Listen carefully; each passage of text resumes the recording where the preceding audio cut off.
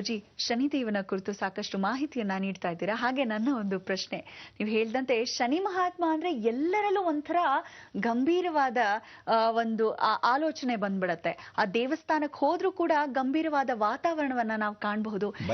ಭಯ, ಖಂಡಿತವಾಗ್ಲೂ ಭಯ ಅಂತ ಹೇಳ್ಬೋದು. ಒಂಥರ ಇನ್ಸ್ಪೆಕ್ಟರ್ ತರ ನಮಗ್ ಬುದ್ಧಿ ಕಲ್ಸಿ ಹೋಗ್ತಾನೆ ಆ ದೆಸೆನಲ್ಲಿ ಅಂತಾನೆ ಹೇಳ್ಬಹುದು ಅಲ್ವೇ ಗುರುಜಿ? ಹಾಗೆ ನೀವ್ ಯಾವಾಗ್ಲೂ ಹೇಳ್ತಿರ್ತೀರಾ ದೇವಸ್ಥಾನಗಳಿಗೆ ಹೋಗ್ಬಾರ್ದು, ಕ್ಷೇತ್ರಕ್ಕೆ ಹೋಗ್ಬೇಕು ಅಂತ ಹೇಳ್ತಿರ್ತೀರಾ. ಮತ್ತೊಮ್ಮೆ ಅದನ್ನ ತಿಳಿಸ್ಕೊಡ್ತೀರಾ? ಖಂಡಿತ. ನೋಡಿ, ದೇವಸ್ಥಾನಕ್ಕೆ ನಾವು ಯಾವ ಕಾಲಕ್ಕೂ ಶನೇಶ್ವರನಿಗೆ ಸ್ವತಂತ್ರ ದೇವತಾ ಪೂಜಿತ ಅಂತ ಮೊದಲು ತಿಳ್ಕೋಬೇಕು. ಶನಿ ಬಗ್ಗೆ ಬಹಳ ಚೆನ್ನಾಗಿ ತಿಳ್ಕೋಬೇಕೇನು ಅಂದ್ರೆ, ಶನಿ ಬಹಳ ಸ್ವತಂತ್ರವಾಗಿರಕ್ಕೆ ಇಷ್ಟಪಡ್ತಾನೆ. ಅವನ ದೇವಸ್ಥಾನಕ್ಕೆ ಯಾವ ಕಾಲಕ್ಕೂ ಬದ್ಧನಲ್ಲ. ನಾವು ದೇವಸ್ಥಾನ ಪ್ರತಿಷ್ಠಾಪನೆ ಮಾಡಬೇಕಾದ್ರೆ ಯಾವುದೇ ಒಂದು ಕ್ಷೇತ್ರದಲ್ಲಿ ಪ್ರತಿಷ್ಠಾಪನೆ ಮಾಡಿರತಕ್ಕಂಥ ವಿಗ್ರಹಗಳನ್ನ ಸರಿಯಾಗಿ ಗಮನ ಇಟ್ಟು ನೋಡಿ, ಕೆಳಗಡೆ ಅಷ್ಟಬಂಧನ ಅಂತ ಹಾಕಿರ್ತೀವಿ. ಅಷ್ಟಬಂಧನ ಹಾಕಿದಾಗ ಶನಿನ ಬಂಧನ ಮಾಡಿದ ಹಾಗೆ. ಅಂಥ ಒಂದು ಬಂಧನ ಸ್ಥಳದಲ್ಲಿ ನಾವೇನಾದ್ರೂ ಹೋಗಿ ಪೂಜೆಯನ್ನ ಮಾಡಿದ್ರೆ ಅವನು ಹಾಕಿರೋ ಬಂಧನದಲ್ಲಿ ನಾವು ಸಿಗಾಕೊಂಡ್ಬಿಡ್ತೀವಿ. ಅಂದ್ರೆ ಜೀವನದಲ್ಲಿ ನಿನ್ನ ಹಣೆ ಬರ ನನ್ನ ಮಗನೇ ಅನುಭವಿಸು ಅಂತಲೇ ಬಿಟ್ಟಿರ್ತಾನೆ. ಅಲ್ಲಿ ನಾವು ಏನಕ್ಕೆ ಹೋಗ್ತೀವಿ ಅಂದ್ರೆ ಕರ್ಮವನ್ನು ಕಳ್ಕೊಳ್ಳೋಕ್ಕೆ. ಅವನು ಸ್ವತಂತ್ರವಾಗಿದ್ದರೆ ನಮಗೆ ಆಶೀರ್ವಾದ ಮಾಡ್ತಾನೆ, ಒಳ್ಳೇದು ಮಾಡ್ತಾನೆ, ಯಾವ ರೀತಿ ವ್ಯವಸ್ಥೆ ಮಾಡ್ತಾನೆ, ಅಥವಾ ಕಷ್ಟಗಳನ್ನ ಕಮ್ಮಿ ಮಾಡ್ಕೊಳ್ಳೋಕ್ಕೆ ಪ್ರಯತ್ನ ಪಟ್ಟ ಆಶೀರ್ವಾದ ವ್ಯವಸ್ಥೆ ಮಾಡ್ಕೊಡ್ತಾನೆ. ಯಾಕೆಂದ್ರೆ ಅವನು ಬಹಳ ಸ್ಟ್ರಿಕ್ಟ್ ಆಫೀಸರ್ ಅಂತ ಮೊದಲಿಂದ ಹೇಳಿರ್ತಕ್ಕಂಥ ವಿಧಿನ. ಏನಂದ್ರೆ ನಾವು ಅವನು ಸ್ವತಂತ್ರವಾಗಿ ಓಡಾಡೋನ್ನ ಬಂಧನ ಯಾವ ಕ್ಷೇತ್ರದಲ್ಲೂ ಇದುವರ ತನಕ ಶಾಸ್ತ್ರ ಸಂಪ್ರದಾಯದಲ್ಲಿ ಯಾವ ನವಗ್ರಹ ಕ್ಷೇತ್ರದಲ್ಲೂ ಶನೀಶ್ವರನ ದೇವಸ್ಥಾನ ಅನ್ನೋದು ಇಡೀ ಇತಿಹಾಸದಲ್ಲಿ ಎಲ್ಲೂ ಇಲ್ಲ. ಈಗೊಂದು 50 ವರ್ಷದಿಂದ ಹೆಚ್ಚು ಕಮ್ಮಿಲೇ ಜನಗಳು ಮಾಡ್ಕೊಂಡಿರೋದ್ರಿಂದ ಮನೆಗನೆ ವಿಶೇಷವಾಗಿ ಹೊರಗಡೆ ಒಂದು ಡಬ್ಬಿಯಿಂದ ಪಕ್ಕದಲ್ಲಿ ಒಂದು ಅದು ಏನೋ ಮರದಲ್ಲಿ ಮಾಡ್ತಿದ್ರು ಮೊದಲು. ಅದಾದ್ಮೇಲೆ ಮಣ್ಣಲ್ಲಿ ಮಾಡ್ತಾ ಇದ್ರು ಶನೇಶ್ವರನ. ಅದಾದ್ಮೇಲೆ ಬೀದಿಲಿ ಇಟ್ಟ ಬಂದ್ರು. ಅದಾದ್ಮೇಲೆ ಒಂದು ಕಬ್ಬಿಣದ ಪೆಟ್ಟಿಗೆಲಿ ಇಟ್ಕೊಂಡ್ಬಂದ್ರು. ಅದಾದ್ಮೇಲೆ ತಳ್ಳೋ ಗಾಡಿಲಿ ಇಟ್ಕೊಂಡ್ರು. ಆಮೇಲೆ ಒಂದು ದೇವಸ್ಥಾನ ಅಂತ ಕಟ್ಟಿದ್ರು. ಯಾಕೆಂದ್ರೆ ವ್ಯವಹಾರ ಜಾಸ್ತಿ ಆಗ್ತಾ ಇತ್ತು. ಯಾವನೋ ತಲೆ ಉಪಯೋಗಿಸ್ಕೊಂಡ, ಪ್ರಯೋಜನ ಪಟ್ಕೊಂಡ ಅಷ್ಟೇ ವಿನಃ ಶನೇಶ್ವರನ ದೇವಸ್ಥಾನಕ್ಕೆ ಹೋಗಿದ್ದಾಗ ತೊಂದರೆಗಳು ಅಂದ್ರೆ ಯಾವತ್ತು ಪರಿಹಾರ ಇರುತ್ತೋ, ಶನಿಗೆ ಯಾವತ್ತೋ ತೈಲಭ್ಯಂಜನ ಮಾಡಿಸ್ಬೇಕು, ವ್ರತವನ್ನ ಶನೇಶ್ವರನಿಗೆ ಯಾವತ್ತು ಮಾಡಿಸ್ಕೋಬೇಕು, ಯಾರಿಗಾದ್ರೂ ಕೀಲ್ ನೋವುಗಳು ಕಾಲು ನೋವುಗಳು ಇರತಕ್ಕಂಥ ದೃಷ್ಟಿನ ತೆಗೆಸಿ ಅವನಿಗೆ ಸಂಪೂರ್ಣ ಅನುಗ್ರಹವನ್ನ ಮಾಡಿಕೊಂಡು ಆ ತೈಲಭ್ಯಂಜನವನ್ನು ಇವನಿಗೆ ಮಾಡಿಸಿ, ಸ್ನಾನವನ್ನ ಮಾಡಿಸಿ, ಆ ಪ್ರೋಕ್ಷಣೆಯ ನೀರನ್ನ ಇವ್ರಿಗೆ ಮಾಡಿಸ್ಬೇಕು. ಅಂತ ಸಮಯಕ್ಕೆ ಮಾತ್ರ ನಾವುಗಳು ಶನಿ ದೇವಸ್ಥಾನಕ್ಕೆ, ಯಾಕೆಂದ್ರೆ ಎಲ್ಲೋ ಹುಡ್ಕೊಂಡು ಹೋಗಲ್ಲ ಕ್ಷೇತ್ರಕ್ಕೆ, ಆ ಸಮಯ ಹತ್ತಿರಲಿಲ್ಲ ಶನೇಶ್ವರನಿಗೆ ಸ್ಮರಣೆ ಮಾಡ್ಕೋಬೇಕು. ಶನಿ ಎಲ್ಲಿರ್ತಾನೆ? ಶಮಿ ವೃಕ್ಷದಲ್ಲಿ ಇರ್ತಾನೆ. ಆ ಶಮಿ ವೃಕ್ಷ ನಮ್ಮನ್ನು ಕಾಯ್ಕೊಂಡು ಕೂತ್ಕೊಂಡಾಗ ಶಮಿ ವೃಕ್ಷದಲ್ಲಿ ಶನೇಶ್ವರನು ಸ್ವತಃ ಇರ್ತಾನೆ. ಬನ್ನಿ ಮರದಲ್ಲಿ ಶನೇಶ್ವರ ಅಲ್ಲೇ ಇರ್ತಾನೆ. ಯಾಕೆಂದ್ರೆ ಬನ್ನಿ ಮರದಲ್ಲೇ ಶನೇಶ್ವರನಿಗೆ ಹೇಳ್ಬಿಟ್ಟು ಪಾಂಡವರು ಏನ್ ಮಾಡ್ತಾರೆ, ಶಸ್ತ್ರಾಸ್ತ್ರಗಳನ್ನ ಅಲ್ಲಿ ಇಡ್ತಾರೆ. ಕಾಪಾಡ್ತಾ ಇರು, ಹುಷಾರು, ನೋಡ್ಕೋ ಶನೇಶ್ವರ. ಯಾಕೆಂದ್ರೆ ನಾವೆಲ್ಲ ಕರ್ಮಗಳನ್ನು ಕಳ್ಕೊಂಡು ಇದೇ ರೀತಿಯಾಗಿ ವನವಾಸ ನಂತರ ಅಜ್ಞಾತವಾಸ ಅಂತ 1 ವರ್ಷದ ಕಾಲ ಯಾರು ಕಣ್ಣು ಕಾಣದೇ ಇರೋ ಹಾಗಿರ್ಬೇಕು ಅಂದ್ರೆ ನಮ್ಮ ಶಸ್ತ್ರಗಳನ್ನು ಯಾರಿಗೂ ತೋರಿಸದೆ ನೀನು ಗಂಭೀರವಾಗಿ ಇಟ್ಕೋ. ಶನೇಶ್ವರ ಹೇಳ್ದ, ಏನು ಯೋಚನೆ ಮಾಡಬೇಡಿ, ಹೀಗೆ ಮರೆ ಮಾಡಿ ಇಟ್ಬಿಟ್ಟ, ಕಾಣಲೇ ಇಲ್ಲ. ಇವರು ಪಾಂಡವ್ರಿಗೆ ಬಿಟ್ರೆ ಇನ್ನು ಯಾರಿಗೂ ಕಾಣೋದೇ ಇಲ್ಲ. ಆ ರೀತಿ ಇಟ್ಟು ಅಂತ ಒಂದು ಮರ ಕೊಡುಮುಡಿ ಮಹಾಕ್ಷೇತ್ರದಲ್ಲಿ ಇವತ್ತಿಗೂ ಸಾಕ್ಷಿಯಾಗಿ ನೀವು ನೋಡ್ಬೋದು. ಅದು ಹಾಕಿರ್ತಕ್ಕಂಥ ಬೇವಿನ ಮರ ಪಕ್ಕದಲ್ಲೇ ಆ ಬನ್ನಿ ಮರದಲ್ಲಿ ಇವತ್ತಿಗೂ ಬ್ರಹ್ಮನ ದೇವಸ್ಥಾನ, ಬ್ರಹ್ಮ ಸೃಷ್ಟಿಕರ್ತನೇ ಸ್ವತಃ ಅಲ್ಲಿ 3 ಮುಖದಲ್ಲಿ ಕೂತಿರ್ತಕ್ಕಂಥದ್ದು ಕೊಡುಮುಡಿ ಮಹಾಕ್ಷೇತ್ರ. ಇದನ್ನೆಲ್ಲ ಮೊದಲಿಂದ ಹೇಳ್ಕೊಂಬಂದು ಶಾಸ್ತ್ರೋಕ್ತವಾಗಿ ಹೇಳಿರ್ತಕ್ಕಂಥ ವಿಧಿವಿಧಾನಗಳು ಶನೇಶ್ವರನ ಒಂದು ಕ್ರಮ. ಅವನ್ನ ಬಂಧನ ಮಾಡಿರೋ ದೇವಸ್ಥಾನದಲ್ಲಿ ನೀವು ಹೋದ್ರೆ ಏನಾಗುತ್ತೆ, ಕಟ್ಟಾಕಿರ್ತಾನಲ್ಲ ನಿಮ್ಮನ್ನು ಹಾಗೆ ಕಟ್ಟಾಕ. ಅಷ್ಟಬಂಧನ ಅಂದ್ರೆ ಏನು? ಬಂಧನ ಮಾಡೋದು. ದೇವರನ್ನ ಸ್ವಾಹ ಅನ್ನೋಕ್ಕಿಂತ ಸ್ವಾರ್ಥವಾಗಿ ನಾವು ಅಲ್ಲೇ ಕೂಡ್ಸ್ಕೊಂಡ್ಬಿಡೋದು.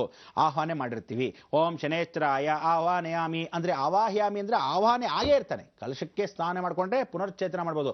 ಆದ್ರೆ ಬಂಧನಕ್ಕೆ ಮಾಡಿದಾಗ ವಿಮುಕ್ತಿ ಆಗೋದಿಲ್ಲ. ನೀವೇನ್ ಮಾಡ್ತೀರಾ? ಶನಿಗೆ ಹತ್ರ ಆಗಿರ್ತೀರಾ, ನಿಮ್ಮನೇಲಿ ಶನಿ ಕಾಟ ಇರುತ್ತೆ, ಹತ್ರ ಆಗ್ತೀರಾ, ಬಹಳ ಕಷ್ಟವಾಗಿರುತ್ತೆ, ಇನ್ನೂ ಹತ್ರ ಆಗ್ತೀರಾ. ಅಂದ್ರೆ ಕಷ್ಟಕ್ಕೆ ಹತ್ರ ಆಗ್ತೀರಾ ಹೊರತು ದೂರ ಆಗಕ್ಕೆ ಸಾಧ್ಯ ಇಲ್ಲ. ಸ್ವತಂತ್ರವಾಗಿ ನೀವು ದೂರ ಇದ್ರೆ ಹಾಯ್ ಬಾಯ್ ಚೆನ್ನಾಗಿದ್ದೇನಪ್ಪ ಶನೇಶ್ವರ ಅಂದ್ರೆ ಒಂದು ಸ್ವಲ್ಪ ದೂರದಲ್ಲಿರ್ಬೇಕು.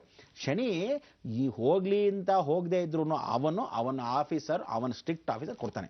ಈಗ ಏನ್ ಅನ್ಕೊಂಡ್ಬಿಟ್ರಿ, ಶನೇಶ್ವರನ ಎಲ್ಲಾ ಗ್ರಹದಲ್ಲಿ ಏನ್ ಮಾಡ್ತಾನೆ ಅಂದ್ರೆ, ಕೆಲವರು ಅವನು ಲೋನ್ ತಗೊಂಡು ಹೋಗಕ್ಕೆ ಬಂದಿದ್ದಾನೆ ನೋಡ, ನನ್ನ ಹತ್ರ ದುಡ್ಡು ಬಂದು ಕೊಟ್ಬಿಟ್ಟು ಹೋಗ್ಲಿ, ನನ್ನ ಮಗನ ಆವಾಗ ಲೋನ್ ಸ್ಯಾಂಕ್ಷನ್ ಮಾಡ್ತೀನಿ. ಇದು ಒಂದು ಬ್ಯಾಂಕ್ ಮ್ಯಾನೇಜರ್ ಆಯ್ತಾ.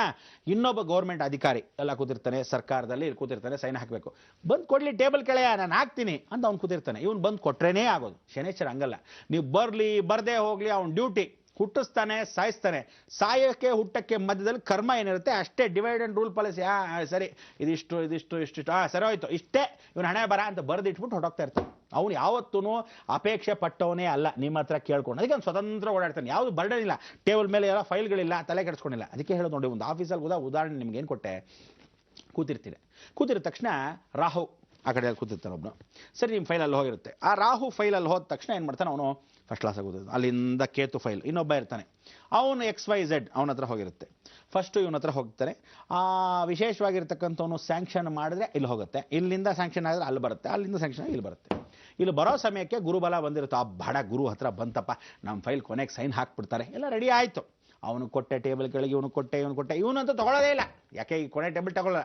ಆದರೆ ನಿಮ್ಮ ಹಣೆ ಬರ ಅನ್ನೋದು ಒಂದಿರುತ್ತೆ ನೋಡಿ. ಅಲ್ಲಿ ಗುರುಬಲ ಚೆನ್ನಾಗಿದ್ದರೆ ಅವನೇನು ಮಾಡ್ತಾನೆ, ಕೊಡೋ ಸಮಯಕ್ಕೆ ಕರೆಕ್ಟಾಗಿ ಶನಿ ಕಾಫಿ ಅಂತ ಬರ್ತಾನೆ, ಸರ್ ಕಾಫಿ ತಗೊಳ್ಳಿ. ಸರಿ, ನಿಮ್ಮ ಟೈಮ್ ಅಕಸ್ಮಾತ್ ಕೆಟ್ಟ ಹೋಗಿದ್ರೆ ಅವ್ನು ಫಸ್ಟ್ ಕಾಫಿನೇ ತೊಗೊಳ್ಳೋದು, ಈ ಫೈಲ್ ಇಲ್ಲೇ ಬಿಸಾಕ್ತಾನೆ. ಕಾಫಿ ತೊಗೊಂಡು ಫಸ್ಟ್ ಕ್ಲಾಸ್, ಏನು ಚೆನ್ನಾಗಿದ್ದೀರಪ್ಪ, ಏನು ಸಮಾಚಾರ, ಹಿಂಗೆ ಕಾಫಿ ಕುಡ್ಕೊಂಡು ಹಾಗೆ ಕೂತಿರ್ತಾನೆ. ಅಷ್ಟರಲ್ಲಿಗೆ ರಾಹು ಕೇತು ಏನು ಮಾಡ್ತಾರೆ ಗೊತ್ತಾ, ಎಂಟ್ರಿ, ಯಾರೋ ಅಟೆಂಡರ್ಗಳು ಬಂದ ತಕ್ಷಣ ನಿಮ್ಮ ಫೈಲ್ ಏನಿರುತ್ತೆ ತಂದು ಇನ್ನೊಂದಷ್ಟು ಫೈಲ್ ಕೆಳಗಿಟ್ಬಿಡ್ತಾನೆ. ಎಲ್ಲ ಸೈನ್ ಹಾಕ್ಬೇಕಾಯ್ತಾ ಫೈಲ್ ಅಂದರೆ, ಅಯ್ಯೋ ಇರಲಿ ಸರ್ ಇದೆಲ್ಲ ಮುಗಿಸಿ ಆಮೇಲೆ ನೋಡ್ಕೊಳ್ಳೋಣ ಅಂದ್ಬಿಡ್ತಾನೆ. ಸರಿ ಹೋಗ್ಲಿ ಬಿಟ್ಟು, ನನಗೇನಾವೆ ಕಾಫಿ ಕುಡ್ದ ಇಟ್ಟಾನ್ ಸೈನ್ ಹಾಕ್ದೆ, ತಿರುಗಿ ಕೆಳಗೆ ನಿಮ್ಮ ಹಣೆ ಬರುತ್ತೆ. ಅದೇ ಗುರುಬಲ ಇದ್ದರೆ ಫಸ್ಟ್ ಕಾಫಿ ತೊಗೊಳ್ಳಲ್ಲ, ಇರೋ ಒಂದು ನಿಮಿಷ ಈ ಕಡೆ ಇಟ್ಟು ಬಿಸಾಕಿ ಆಮೇಲೆ ಬೇರೆ ಫೈಲ್ ಇಡಕ್ಕೆ ಬಿಡ್ತಾನೆ, ಆಮೇಲೆ ಕಾಫಿಗೆ ತೊಗೊಳ್ತಾನೆ. ಅದಕ್ಕೆ ಹೇಳೋದು ಗುರುಬಲ, ಶನೇಶ್ವರನ ಕಾಪಾಡೋಕ್ಕೆ ಒಬ್ಬನೇ ಗುರುಬಲ ಇರೋದು ಬಹಳ ಮುಖ್ಯ. ಅದಕ್ಕೆ ಇಂಥ ದೇವಸ್ಥಾನಗಳಿಗೆ ನೀವು ಹೋದಾಗ ಏನಾಗುತ್ತೆ, ಶನಿಗೆ ಭಾಳ ಹತ್ತಿರ ಆಗ್ತೀರಾ. ದೇವಸ್ಥಾನಕ್ಕೆ ಹೋದಾಗ ಶನಿಗೂ ಭಾಳ ಕೋಪ, ನೀನು ಇದ್ದಾಗೆ ಇರು, ನೀನು ಹಣೆ ಬರ ಹಾಗೆ ಅಂತ ಹೇಳ್ಬಿಟ್ಟು ಶಾಪ ಆಗ್ತಾನೆ. ನಿಮ್ಗೆ ಅರ್ಥವಾಗಲ್ಲ, ಯಾವನೋ ಕಟ್ಟದ ದೇವಸ್ಥಾನ ನೀವು ಹೋಗೋದು ಮಾಡೋದು. ಭಾಳ ಜನ ದೇವಸ್ಥಾನದವ್ರಿಗೂ ನನ್ನ ಮೇಲೆ ಕೋಪ, ಏನು ಅಂದರೆ ಶನೇಶ್ವರ ದೇವಸ್ಥಾನಕ್ಕೆ ಹೋಗಬಾರ್ದು, ಮಟ್ಟಬಾರ್ದು. ನಿಜವಾಗ್ಲೂ ಹೇಳ್ತೀನಿ ಕೇಳಿ, ಶನೇಶ್ವರ ದೇವಸ್ಥಾನ ನಿಮ್ಗೆ ಯಾವ ಶಾಸ್ತ್ರದಲ್ಲಿ ಹೇಳಿದ್ರು ಪ್ರತಿಷ್ಠಾಪನೆ ಮಾಡುವಂತ. ಶನಿಗೆ ಕರ್ಮವನ್ನು ಕಳ್ಕೊಳ್ಳೋಕೆ ಮಾತ್ರ 2 ಮಹಾಕ್ಷೇತ್ರಗಳು. ಎಸ್, ಅದಾದ ಮೇಲೆ ಸೂರ್ಯನ ತನ್ನ ತಾಯಿಗೋಸ್ಕರ ಬಂದಿರತಕ್ಕಂಥ ಮಹಾ ಒಂದು ಕ್ಷೇತ್ರ, ಅದು ಆಂಜನೇಯ ಹತ್ತಿರ ಛಾಯಾದೇವಿ ಬಂದು ಕೂತಿಯಾಳೆ. ಅದು ನಿಮಗೆ ತಿಳಿಸ್ಕೊಡ್ತೀನಿ ಅಂತ ಬೇರೆ ಹೇಳಿದ್ದೀನಿ. ದೊಡ್ಡ ದೇವಸ್ಥಾನ ಆಗತಕ್ಕಂಥ ವಿಚಾರಕ್ಕಿಂತನೂ ಹಳೇ ಕಾಡಿನಲ್ಲಿ ಇರತಕ್ಕಂಥ ಛಾಯಾದೇವಿ ಪಂಚವೃಕ್ಷ ಸಮೇತವಾಗಿ ಕೂತಿರೋ ಜಾಗ. ಶನೇಶ್ವರನು ಮತ್ತು ಯಮಧರ್ಮರಾಜ ಸ್ವತಃ ಇಬ್ಬರು ಬಂದು ಅಮ್ಮ ಚೆನ್ನಾಗಿದೆಯಮ್ಮ, ಸೌಖ್ಯನಮ್ಮ ಅಂತ ನೋಡಿಕೊಂಡು ಆಂಜನೇಯ ನಮಸ್ಕಾರ ಮಾಡಿ ಹೊರಟೋಗ್ತಾ ಇರ್ತಾರೆ. ಅದಕ್ಕೆ ಮುತ್ತುರಾಯ ಸ್ವಾಮಿ ಅನ್ನೋ ಆಂಜನೇಯ ಇವತ್ತು ನದಿ ತೀರದಲ್ಲಿ ವಿಶೇಷವಾಗಿರ್ತಕ್ಕಂಥ ದೇವಾಲಯದಲ್ಲಿ ಮುಳುಗೋಗಿರೋ ನದಿಯ ವಿಶೇಷವಾಗಿರ್ತಕ್ಕಂಥ ಕೆರೆಯಲ್ಲಿ ಮುಳುಗಿರ್ತಕ್ಕಂಥ ಮಹಾಕ್ಷೇತ್ರ. ಅದಕ್ಕೆ ಆ ಕ್ಷೇತ್ರದ ವಿಚಾರ ಕೂಡ ನಿಮಗೆ ತಿಳಿಸ್ಕೊಡ್ಬೇಕು. ಇಂಥ ಒಂದು ಶನೇಶ್ವರನಿಗೆ ನವಗ್ರಹಗಳಿಗೆ ಹತ್ತಿರ ಹೋಗಬಾರ್ದು. ಶನಿ ದಶೆ ನಡೀತಾ ಇರುತ್ತೆ, ಶನಿ ಕಾಟ ನಡೀತಾ ಇರುತ್ತೆ, 7.5 ನಡೀತಾ ಇರುತ್ತೆ, 7 ಶನಿ ನಡೀತಾರೆ, ಪಂಚಮ ಶನಿ ನಡೀತಾ, ಅಷ್ಟಮ ಶನಿ ನಡೀತಾ ಇರುತ್ತೆ, ಏನೂ ಗೊತ್ತಿರಲ್ಲ ನಿಮಗೆ. ಶನಿ ಅಕಸ್ಮಾತ್ ಅಷ್ಟಮದಲ್ಲಿರ್ತಾನೆ, 8ನೇ ಸ್ಥಾನ ಮೃತ್ಯು ಸ್ಥಾನ. ನೀವು ರಾಮಕೃಷ್ಣ ಅಂತ ಇರ್ತೀರ, ಶನೇಶ್ವರ ದೇವಸ್ಥಾನಕ್ಕೆ ಹೋಗಿ ಹೊಂದಿರ್ತಾನೆ ಅವನು, ಹೋಗಿ ದೀಪ ಹಚ್ಬಿಡಿ ಅಂತಾನೆ. ಹಚ್ಚಿದ್ರೆ ಏನು ಮಾಡ್ತೀರ ಗೊತ್ತಾ, ಅವನ ಬತ್ತಿನಲ್ಲಿ ಮೊದಲಾದ ಏನು ಮಾಡೋದು, ಒಂದು ವಿಗ್ರಹ ಇರೋರು. ಆ ವಿಗ್ರಹದಲ್ಲಿ ಏನು ಮಾಡೋರು, ಹೀಗೆ ದೀಪ ಇಟ್ಟರೆ ಆ ವಿಗ್ರಹದ ಹತ್ರನೇ ದೀಪ ಇಡೋರು, ಎಳ್ಳಿನ ಬತ್ತಿ ಹಚ್ಚೋರು. ಹೀಗೆಲ್ಲ ಹಂಗೆ ಮಾಡಲ್ಲ, ದೊಡ್ಡದಾದ ಬಾಡ್ಲಿ, ಕಮಣದ ಬಾಡ್ಲಿ ತಂದಲ್ಲಿ ಹಾಕ್ಬಿಡಿ, ಇಲ್ಲೆಲ್ಲ ಎಣ್ಣೆ ಆಗತ್ತೆ, ನಾವೆಲ್ಲ ಹಾಕ್ಸ್ಕೊಳ್ಳಲ್ಲ. ಅದು ಏನು ಹೊರಗಡೆ ಬೈಲಲ್ಲಿ ನವಗ್ರಹ ಪ್ರತಿಷ್ಠಾಪನೆ ಮಾಡ್ತಿದ್ರು, ಹೌದಾ. ಯಾವುದೇ ಕಾರಣಕ್ಕೂ ದೇವಸ್ಥಾನದೊಳಗೆ ನವಗ್ರಹ ಇಟ್ಟರೆ ಏನಾಗತ್ತೆ, ಅಷ್ಟೇ ದೇವಸ್ಥಾನ ಗೋವಿಂದ ಗೋವಿಂದ.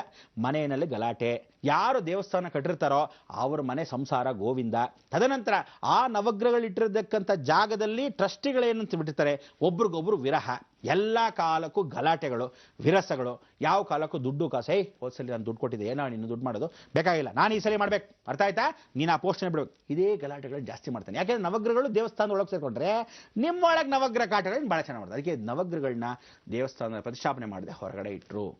ಯಾವಾಗ ಹೊರಗಡೆ ಇಟ್ಟರು ಅವಾಗ ಏನು ಮಾಡೋರು, ಅವರವರ ಎಳ್ಳೆ ದೀಪವನ್ನ ಹಾಗಾಗಿ ಅಲ್ಲಲ್ಲೇ ಡೈರೆಕ್ಟ್ ಆಗಿ ಆ ವಿಗ್ರಹದನ್ನ ಹಚ್ಚೋರು. ನಮಃ ಸೂರ್ಯಾಯ ಚಂದ್ರಾಯ ಮಂಗಳಾಯ ಬುಧಾಯ ಚ ಗುರು ಶುಕ್ರ ಶನಿ ರಾಹು ಕೇತುವೆ ನಮಃ ಅಂತ ಹೇಳೋರು.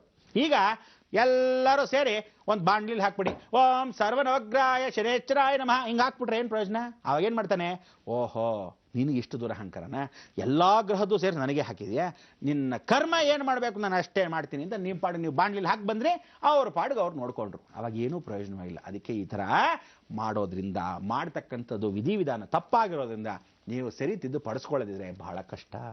ಅದಕ್ಕೋಸ್ಕರ ನವಗ್ರಹಗಳು ದೂರ ಇರಬೇಕು, ದೇವಸ್ಥಾನದ ಪ್ರತಿಷ್ಠಾಪನೆ ಆಗಬಾರ್ದು, ಶನಿಗೆ ದೇವಸ್ಥಾನ ಇರಬಾರ್ದು. ಇದೇ ವಿಧಿ ನಿಯಮ. ಇಂಥ ನಿಯಮ ನಿಷ್ಠೆಯನ್ನು ಶಾಸ್ತ್ರ ಸಂಪ್ರದಾಯ ಯಾವತ್ತೂ ಚೇಂಜ್ ಮಾಡ್ತೀರಾ, ನಿಮ್ಮ ಅನುಕೂಲಕ್ಕೆ ನಿಮ್ಮ ಶಾಸ್ತ್ರಗಳನ್ನು ಮಾಡ್ಕೊಳ್ಳೋಕ್ಕೆ ಶನಿ ಬಿಡಲ್ಲ. ಅದಕ್ಕೆ ಮೊದಲು ಶನೇಶ್ವರ ಹೇಗಿರಬೇಕು ಎತ್ತ ಅನ್ನೋದನ್ನು ನಾನು ತಿಳಿಸ್ಬೇಕು. ಅದೇ ವಿಧಾನ ವಿಧಿಗಳನ್ನು ನಿಮಗೆ ಗೊತ್ತಿಲ್ಲದಿದ್ದವರು ಆಚರಣೆ ಮಾಡ್ಕೋಬೇಕು. ಇದು ನಮ್ಮ ಕ್ರಮ. ಗುರುಜಿ, ಹಾಗೆ ನೀವು ಹೇಳ್ತಿದ್ರಿ ಶನಿ ದಸೆ ಬಂದಾಗ ಹೀಗೆಲ್ಲ ತೊಡಕು ಆಗುತ್ತೆ, ಹಾಗೆ ಒಳ್ಳೇದು ಆಗುತ್ತೆ ಅಂತ. ಕೆಲವರು ಶನಿ ದಸೆಲೆ ಹುಟ್ಟಿರ್ತಾರಲ್ಲ, ಅವರಿಗೆ ಏನು ಉಪಯೋಗ ಆಗುತ್ತೆ ಅಥವಾ ಏನಾದರೂ ತೊಡಕೇನಾದ್ರೂ ಆಗತ್ತಾ ಗುರುಜಿ?